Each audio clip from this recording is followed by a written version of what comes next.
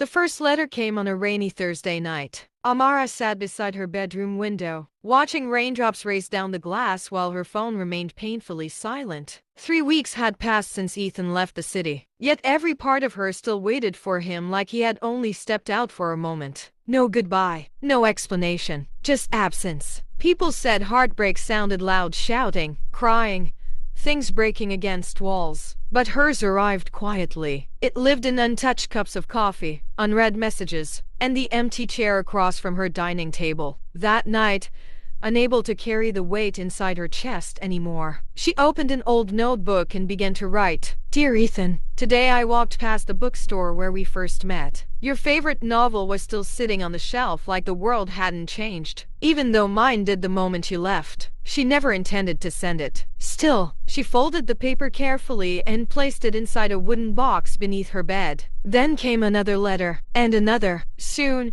writing became her survival. Every time she missed him, she wrote. Every unanswered question became ink. Every memory became a paragraph she could not say aloud. Months earlier, Ethan had entered her life unexpectedly. They met during a city blackout. The cafe where Amara worked had gone dark, forcing strangers to share candles and conversations instead of screens. Ethan had laughed easily, the kind of laugh that made people feel safe without trying. He returned the next day, then the next. Eventually, he stopped being a customer and became part of her life. He knew how she liked her tea. He remembered the names of her childhood friends. He kissed her forehead whenever anxiety stole her words. For the first time in years, Amara believed she had found something permanent. But love can feel eternal right before it disappears. One evening, Ethan received a phone call that changed everything. He became distant afterward, smiling less, speaking carefully, carrying sadness behind his eyes. Amara noticed. Talk to me,